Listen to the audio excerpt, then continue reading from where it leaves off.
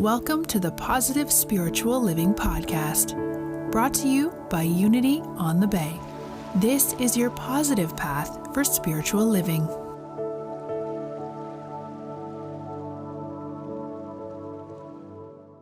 Happy Mother's Day, everybody. I want to share with you some words today from the co-founder of the Worldwide Unity Movement.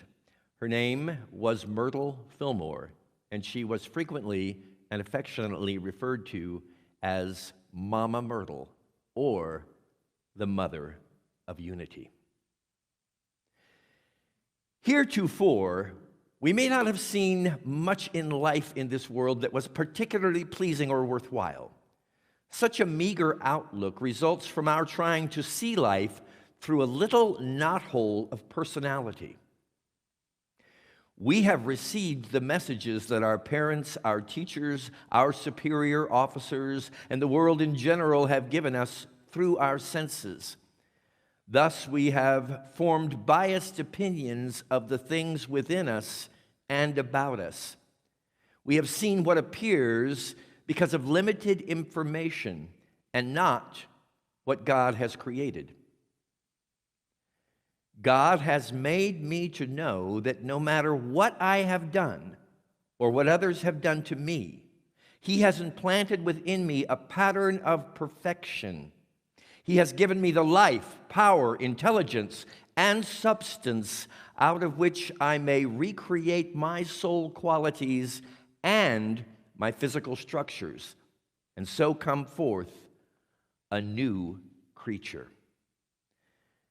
It's astounding to me that so many years ago, in the mid-1800s, this woman was already beginning to understand very current and contemporary spiritual principles dawning in the collective consciousness of humanity in such a way that I believe with all my heart she was actually able to redefine what it meant to be a woman, what it meant to be a mother, what it meant to be a wife, and what it meant to be a challenging pioneer of spirit who questioned in no small way all of the religious thinking of her time.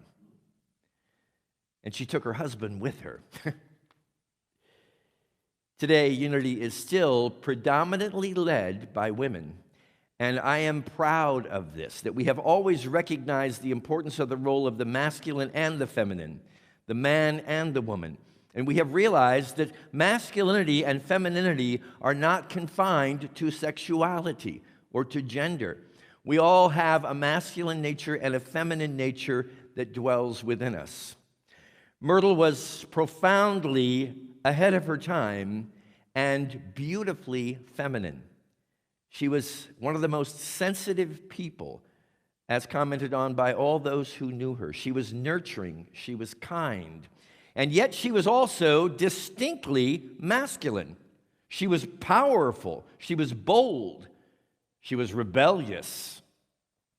And I really believe that in these times through which we are traversing presently, there is a great call to see a finer example of what it means to be a sensitive man and what it means to be a very powerful woman.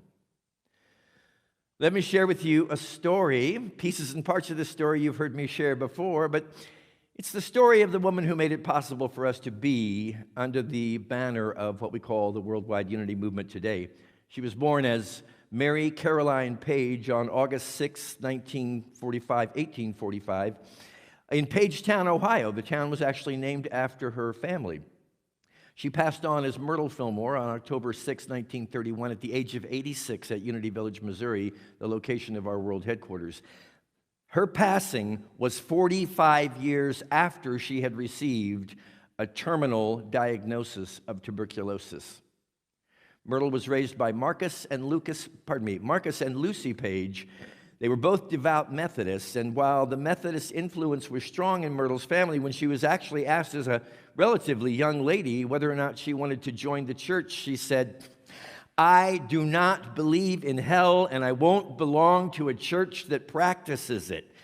And can you catch what I'm talking about when I say she was rebellious? She was defiant. She knew her own mind and heart and had a level of courage, even at a young age, to follow it.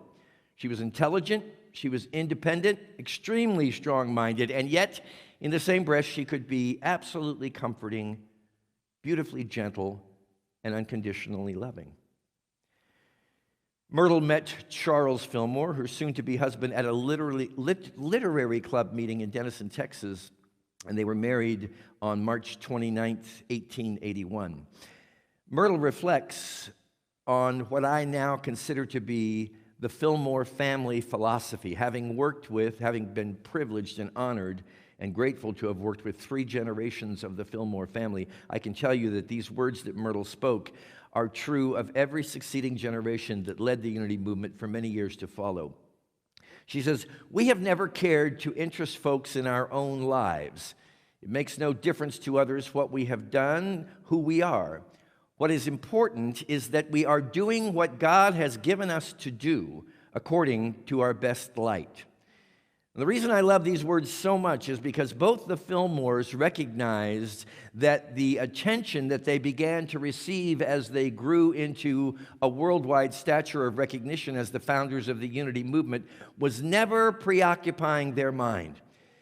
They weren't concerned about exalting themselves. They never espoused the idea that they had come across something that was exclusively theirs by divine right. They knew that what they had been given was a gift from God, and that in all humility they were here to be servants of that. On the evening of their wedding, they left for Gunnison, Colorado, to profit in a real estate boom that was happening in the state of Colorado. They had to cross the Continental Divide. Now, you have to first of all understand that Myrtle had been raised as a relatively frail child, and her father had contracted tuberculosis. She believed that that was an hereditary situation, that in all likelihood she would wind up suffering from herself. And yet here's this little feisty lady deciding she's going to cross over the Continental Divide, partially by stagecoach and partially on a horse-drawn sleigh across the mountains of the divide.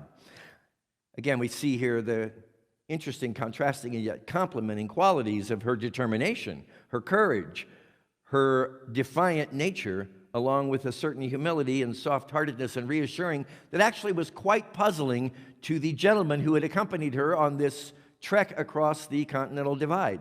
All of them were astounded that she was able to hold up as well as she did. And we were able to see what was really a pioneering spirit in this woman that would evolve to even greater and greater levels.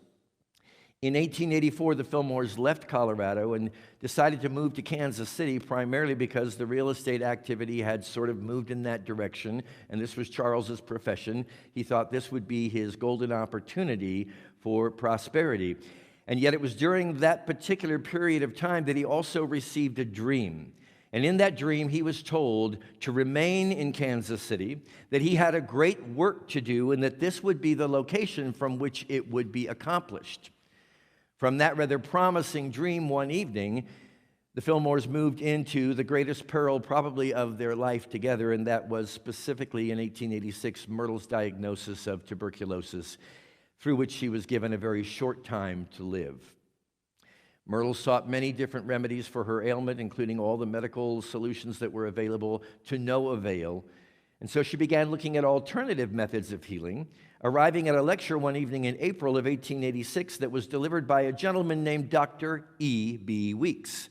This guy was what they called a metaphysician, and Myrtle was fascinated by the lecture and the words that Dr. Weeks was speaking. Specifically, one statement, you've heard this before, but it really bears repeating, and it's really worthwhile to consider whether or not you really believe the words that Dr. Weeks spoke that evening when he said, "I am a child of God, and therefore I do not inherit sickness." Now, while these words flew in the face of all the conditioning Myrtle had ever received, there was something inside of her that took them in and believed them. I think it was a remembrance of her spiritual reality and the truth she was a child of God, But I ask you this morning, do you believe those words? Do you really believe? I know they sound lovely, but do you really believe that you are God's perfect child? And as such, it is not possible for you to inherit sickness. Through this belief, Myrtle experienced a complete healing of her physical body. Within 2 years, she was completely whole and well and quite active for decades to follow in not only beginning but also fostering the growth of the worldwide unity movement.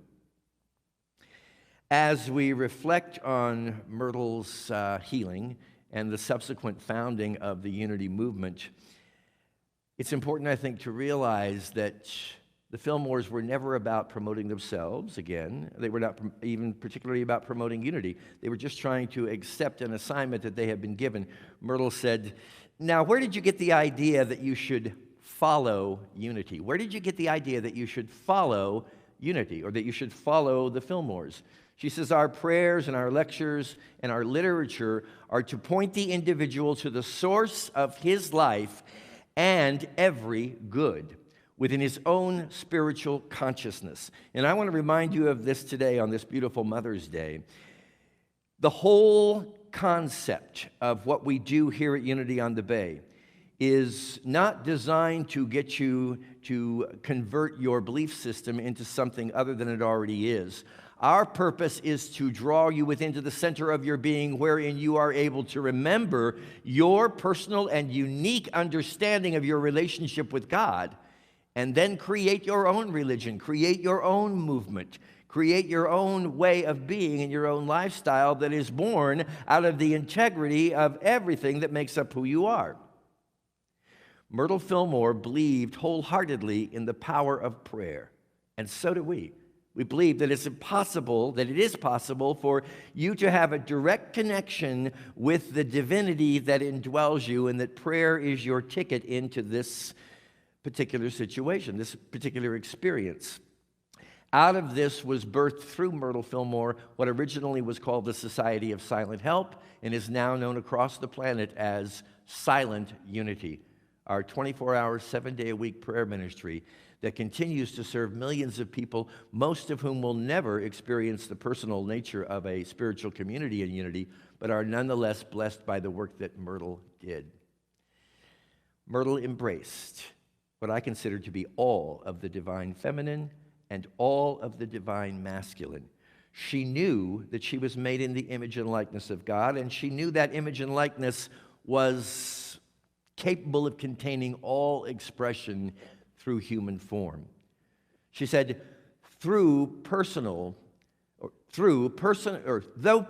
to each of us, God is it, neither male nor female, but principle. God is not a cold, senseless principle like that of mathematics, but the principle of life and love and intelligence. So she caught this universality that makes up the presence of God, of which we are all a unique expression. Thus, we are all whole persons, and each of us is capable of embodying all aspects of character. As I was assembling the words I wanted to share with you this morning, I did a little research because I've always felt that in some ways the world suffered a little bit as we as individualized human beings sought to fit into the molds that have been created for us by social conditioning. I believe that there is a wholeness about us that can express in both masculine and feminine ways, and oftentimes we may find ourselves in an attempt to strive for social conformity, dampening one or the other within us, either our masculine nature or our feminine nature. And I came across the work of a writer named Tamsin Firestone. This is in her book called Daring to Love. She says, "It is harmful to think of yourself in terms of being masculine and feminine. Research indicates that these are arbitrary and artificial distinctions. We all have traits that would be considered masculine and feminine, and we all know men who are nurturing and sensitive to children, and women who are ambitious and aggressive in business. Any stereotypic views of what it means to be a man or a woman are limiting and hurtful to the individual." Those are powerful words, my friends, limiting and hurtful. Whenever we take on a stereotypical viewpoint of what we think we need to be. One of the things I applaud and appreciate the most about the movement of which you are a part is our ability to accept all people in the manner in which they have been guided to demonstrate who they are in the world. And anything less than that prevents the wholeness of humanity from coming into expression. We each embody the Father God and the Mother God. And we can be daring enough, courageous enough, just as Myrtle Fillmore was through all those years of her life, to demonstrate both. We're in a place right now, my friends, where it is imperative, I believe, that a man master the art of shedding a tear, of being touched emotionally at the center of their being, and that women find the strength to stand up and speak their mind with confidence in who they are, unobscured by any social label that wants to keep anybody in a certain place at a certain time. There is before us right now the power for all of us to rise up as whole people, expressing as we are guided in every moment and allowing the fullness of who we are to bring forth the fullness of the experience that we are capable of sharing with ourselves and with others. I close this morning by sharing the words of a beautiful poem written by Myrtle Fillmore in 1897. I do not believe in evil. I believe in good. I do not believe in sin.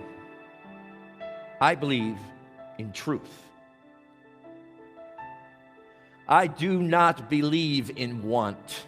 I believe in abundance. I do not believe in death. I believe in life.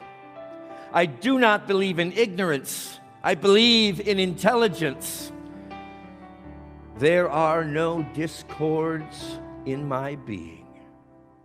Being is at peace. My faith, my understanding, and my love are becoming one. What God hath joined together, let not man put asunder. My dear friend, what God has joined together in you is a full and creative spirit.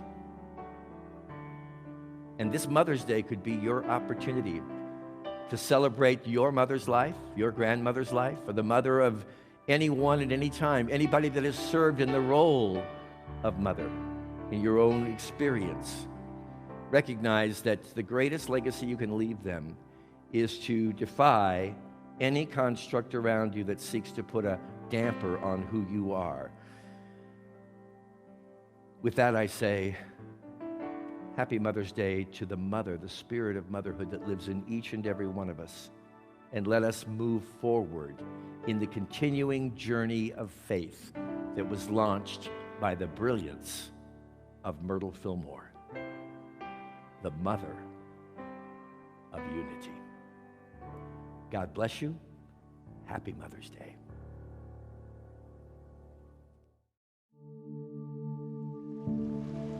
We hope you enjoyed this episode of the Positive Spiritual Living Podcast, brought to you by Unity on the Bay, a spiritual community located in Miami, Florida.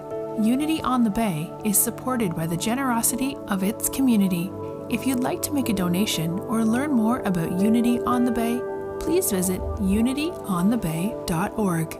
You can also follow Unity on the Bay on Facebook, Instagram, and Twitter for even more positive spiritual inspiration. Until next time, thanks for listening and many blessings. Namaste.